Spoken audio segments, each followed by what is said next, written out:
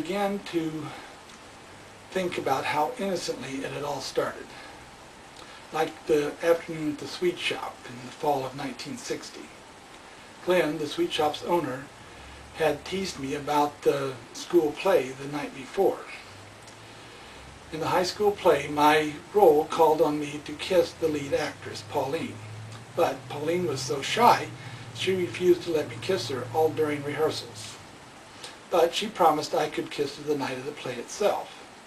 So, making up for lost time, I gave her 3 little kisses, one on each lip and then both.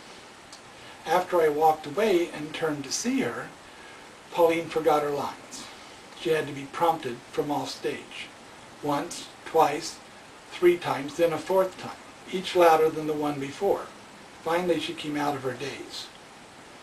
I thought to myself that this was possibly the loving thoughts I held for her, not so much what I did. But I chose not to share this explanation. I just took the good-natured ribbing about how the play had been turned into Romeo and Juliet instead of The Man Who Came to Dinner. After I sat down in the booth, my friend Brian joined me. He too took his turn talking about the play. Then the subject turned to which girls are virgins. Brian says, if anyone could tell just by looking at them, you could, Philip.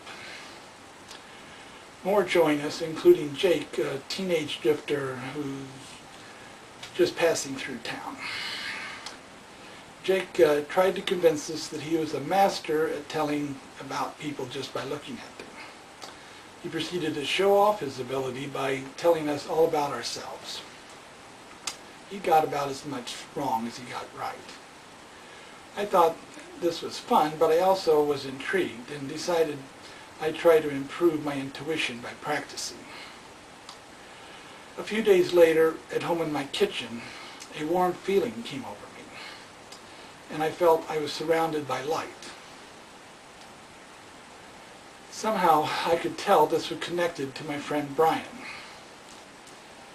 I wrote down on a note a brief description and the exact time it took place, 8:14 p.m.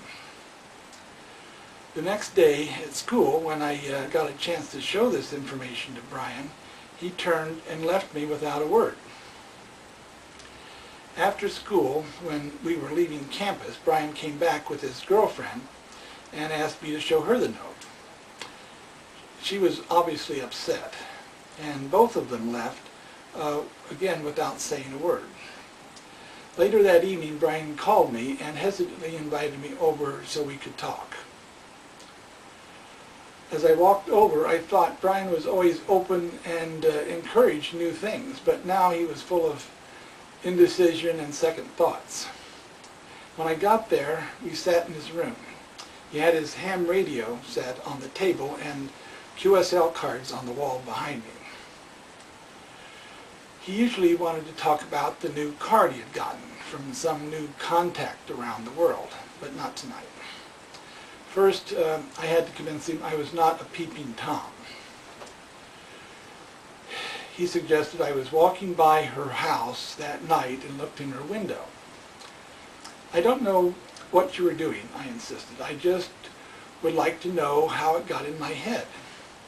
He confided that he and his girlfriend were making out in her kitchen at exactly the time I wrote down. I was surprised when Brian admitted that he was thinking about me at the time. He explained that he wished he could make a girl react to a kiss like Pauline did to mine in the play. Before I left that night, I felt I had finally gotten back in his good graces, but this was just the beginning of my psychic abilities taking their toll on my social life. At home, I stayed up to see Jack Parr. He had just gotten back from his trip to England, and after his success with the interview of Fidel Castro, he wanted to be the first to get into the People's Republic of China. "You cannot call up Red China," he announces to us in the television audience. My people tried for days and days, so I decided to try and talk to them at their embassy when I was there in London. All I did was identify myself, walk in, and tell them I wanted to visit Red China. Well, he rolls his eyes and waves his hands. I have never been talked to by anyone like that before. You have insulted me and my people and my country and on and on. Now Jack was waving his hands again. I had not used the right name for Red China, but even now I must say Red China or you won't know where I'm talking about.